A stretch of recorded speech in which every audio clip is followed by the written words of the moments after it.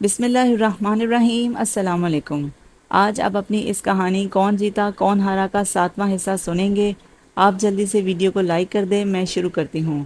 وہ بے اختیار لبوں پر ہاتھ رکھ کر اپنی آواز دباتی وہیں سے پلٹ گئی۔ تیز قدموں سے روش عبور کرتے اسے اپنے پیچھے دو لوگوں کی آواز سنائی دے رہی تھی۔ دونوں آوازیں مانوس تھیں، دونوں آوازیں، لیکن اسے ان آوازوں سے کوئی سروکار نہ تھا۔ اسے تو یوں لگ رہا تھا جیسے آس پاس کھڑے دیو قامت بنگلوں کا سارا ملبہ اس کے سر پر آن گرا ہے، جس کے بوجھ تلے اس کا وجود دب رہا تھا۔ اس کا دم گھٹ رہا تھا اور سانس رکی جا رہی تھی۔ سمیع نام کے اس شخص کی اہمیت سندل کی زندگی میں روزنے زنداں سے کم نہ تھی۔ ڈیڈی کے انتقال اور اس قدر مشکل وقت میں سوتیلے بھائی کی طرف سے دکھائی جانے والی طوطا چشتی بہت دل شکن تھی۔ اس کا نغمانہ کی شکل دیکھنے کو بھی دل نہ چاہتا، اور حال یہ تھا کہ چھوٹے سے فلیٹ میں دن رات کا ساتھ تھا۔ جن دنوں اس نے یونیورسٹی اور قندیل نے کالج جوائن کیا، وہ دنیا جہاں سے بیزار رہتی تھی۔ نہ کوئی دوست تھی، نہ کوئی غمگسار، سوائے ایک بہن کے۔ وہ اپنا ہر دکھ سکھ اس سے کہہ کر دل کا بوجھ ہلکا کر لیتی، مگر ایک حد تک۔ قندیل کے اندر لوگوں کے رویوں کو پرکھنے اور چھپی باتوں کے معنی سمجھنے کی صلاحیت نہیں تھی، اور اگر تھی بھی تو بہت کم۔ سندل کی مسلسل توجہ اور خیال رکھنے کی عادت نے اسے قدرے لاپرواہ سا کر دیا تھا۔ خود سندل بھی نہیں چاہتی تھی کہ اس کی شخصیت پر بھی حالات کی سنگینی اور سنجیدگی کی چھاپ لگ جائے۔ یونیورسٹی ٹائمنگز کے بعد اس نے صرف اور صرف قندیل کی خواہشات اور معصوم فرمائشوں کو پورا کرنے کی خاطر ٹیوشنز پڑھانی شروع کی تھیں، جو کہ بعد میں اس کی بھی ضرورت بنتی چلی گئیں۔ سمیع اس سے 2 سال سینئر تھا۔ جس سال اس کا یونیورسٹی میں ایڈمیشن ہوا، وہ ماسٹرز کے پریویس ایئر میں تھا۔ خوش شکل، خوش اخلاق اور پڑھائی میں نمایاں پوزیشن لینے والے سمیع جبران کو بھلا اس میں ایسی کون سی خوبی نظر آئی کہ وہ نہ صرف اس کی طرف دوستی کا ہاتھ بڑھا بیٹھا، بلکہ اسے اس ہاتھ کو تھامنے پر مجبور بھی کر دیا۔ یہ اس کی نظروں سے جھلکتی پسندیدگی تھی، یا اس کی خود پر دی جانے والی توجہ، جو وہ اپنے پورے ڈپارٹمنٹ میں اپنی محتاط طبیعت کی وجہ سے مشہور تھی۔ سمیع کی دوستی کے سامنے اپنا سب کچھ ہارتی چلی گئی۔ اس نے بھی ہمیشہ ایک سچے پرخلوص نیک نیت دوست کی طرح ہر مشکل میں اس کا ساتھ دیا، چاہے وہ مشکل مالی ہو یا جذباتی۔ سندل کو ایک سہارے کی ضرورت تھی، اور سمیع اس کا سہارا بن گیا۔ پھر ان کی دوستی کب پسندیدگی کی سیڑھیاں چڑھتی محبت تک جا پہنچی، ان دونوں کو شاید خود بھی پتہ نہیں چلا۔ ان کے مضامین جدا تھے، ڈپارٹمنٹ الگ تھے، مزاج مختلف۔ پھر بھی وہ روز پیدل مارچ کرتا، اس سے ملنے اس کی کلاس تک آ جاتا، اور جس دن نہ آ پاتا اس دن فون کر کر کے اس کی جان کھاتا رہتا کہ مجھ سے ملے بغیر گھر نہیں جانا۔ وہ خود کون سا یہ چاہتی تھی کہ وہ یونیورسٹی آئے اور سمیع سے ملے بغیر، اسے دیکھے بغیر ہی چلی جائے۔ دونوں کو ایک دوسرے کا عادی بننے میں زیادہ وقت نہیں لگا۔ سندل کو جہاں اپنی روکھی پھیکی زندگی میں چند ایک رنگ نظر آئے، وہیں قندیل کو سنانے کے لیے روز ایک نئی بات، ایک نئی کہانی مل گئی۔ قندیل ہونٹوں پر مسکراہٹ سجائے اسے سنتی رہتی، اور وہ روز رات کو سونے سے پہلے اپنی آنکھوں میں ایک نیا سنہرا خواب سجا لیتی۔ یوں لگتا تھا وہ میلے میں اپنے ماں باپ سے بچھڑی کوئی ننھی بچی تھی، جس کو سمیع نے روتا ہوا پا کر محض دل بہلانے کو اپنے کندھوں پر اٹھا لیا، اور اس کی ساری پریشانی ختم ہو گئی۔ اکیلے پن کا خوف جاتا رہا۔ وہ ہنسنے لگی، پھر کھلکھلانے لگی، پھر کہکے لگانے لگی۔ نغمانہ کو اس نے خود ہی سمیع سے متعارف کروایا تھا۔ نغمانہ جو شوہر کی جدائی اور بیٹے کی بے وفائی کی چوٹ کھا کر بیٹیوں کی طرف پلٹنے کی تگ و دو میں تھیں، سمیع کے بارے میں جان کر خوش ہو گئیں۔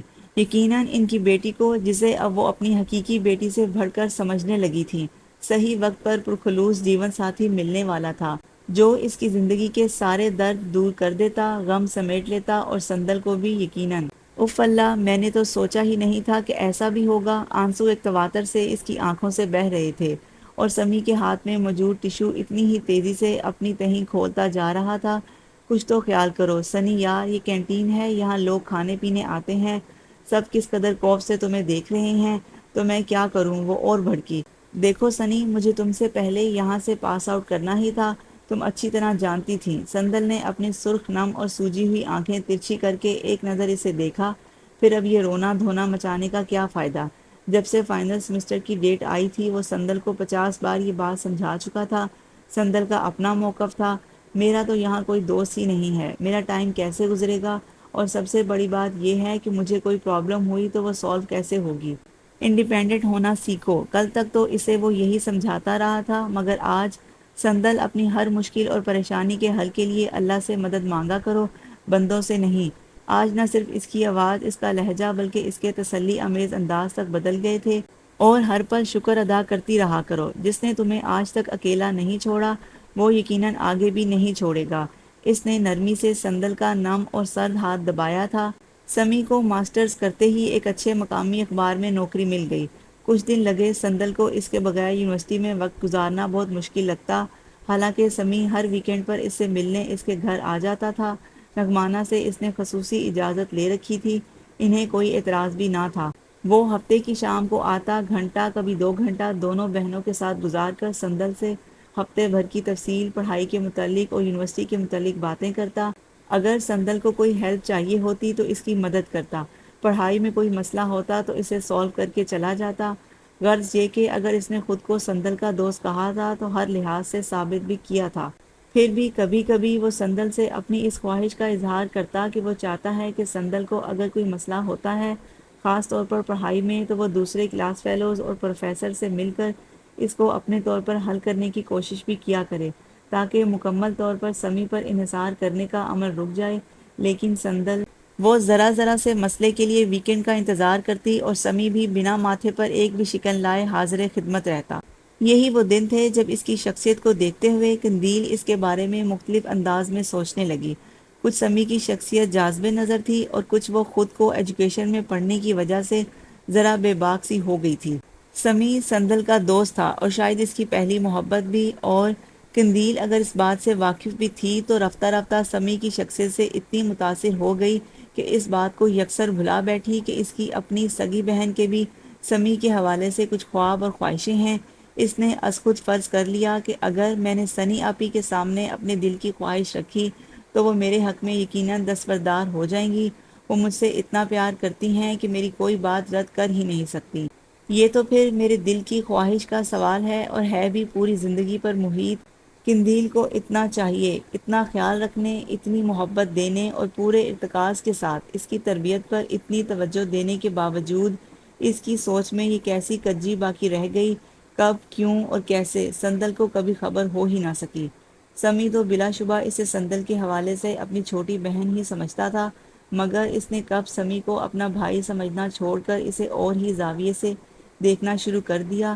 سمی کو تو کیا، خود سندل کو بھی کبھی پتہ نہیں چلا، اور قندیل اسے چپکے چپکے دل میں بسائے اس کے حوالے سے بالکل اسی طرح سوچنے لگی جیسے سندل سوچتی تھی۔ اتنا لونگ، اتنا کیئرنگ، وہ تصور کی آنکھ سے خود کو اس کے سنگ ہاتھوں میں ہاتھ ڈال کر دور تک چلتا ہوا دیکھتی اور اپنے خیالوں سے خود ہی چونک چونک جاتی۔ اس نے اپنی مرضی اور پسند کے راستے پر قدم رکھ دیے تھے اور چلنا شروع کر دیا تھا، یہ سوچے سمجھے اور جانے بغیر کہ اس کا انجام کیا ہوگا۔ کسی دوسرے کی منزل کو اپنا بنانے اور کسی اور کے خوابوں کو نوچ کر اپنی آنکھوں میں سجا لینے سے ہمیشہ تعبیر مل نہیں جاتی۔ کبھی کبھی انسان اپنے بہت قریبی عزیز، کسی بہت پیارے کی نظروں میں گر بھی جاتا ہے، لیکن وہ کسی اور کا سوچتی تب نہ۔ اس نے سمی کو اپنے حوالے سے سوچا اور دیکھا، اور سندل کو بھی، اور پھر مطمئن ہو گئی کہ سنی آپی مجھے انکار نہیں کر سکتی۔ اس نے ان دونوں کو ایک دوسرے کے حوالے سے دیکھنے، سوچنے سمجھنے کی نہ ضرورت محسوس کی، نہ سوچا، اور شاید یہی اس کی زندگی کی سب سے بڑی غلطی تھی۔ میں ماسٹرز نہیں کر رہی ہوں، آنرز ہو جائے تو بس کافی ہے۔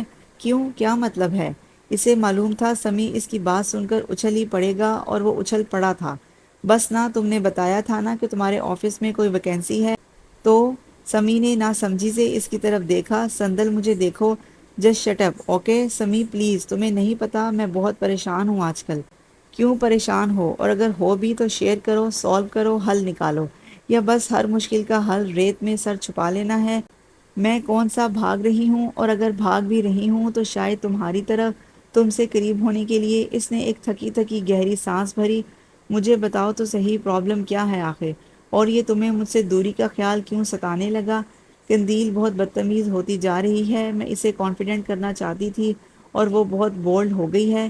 اس نے سمی کو وہ بات بتا دی جس نے اسے کئی دن سے پریشان کر رکھا تھا۔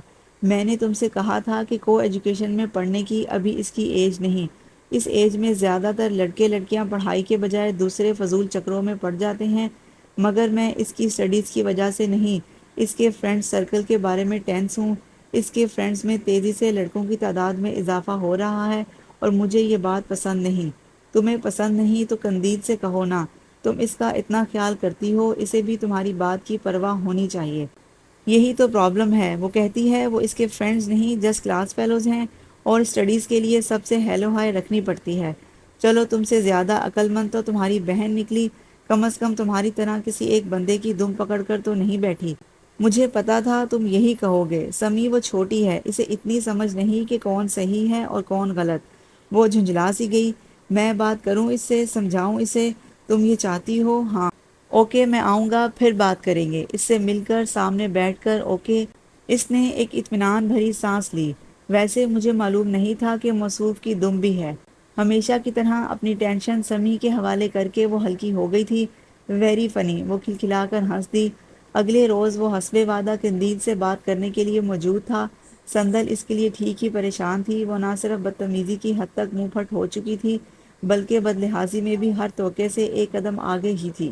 پہلے تو کچھ دیر وہ پیشانی پر بل ڈالے بمشکل نگاہیں جھکائے سمی کی بات سنتی رہی، پھر درمیان میں ہی تنک کر بول اٹھی۔ آپ کیا کہنا چاہ رہے ہیں؟ کیا آپ مجھے کوئی لوز کریکٹر لڑکی سمجھتے ہیں جو لڑکوں سے ٹائم پاس کرنے کے لیے دوستیاں کرتی پھرتی ہیں؟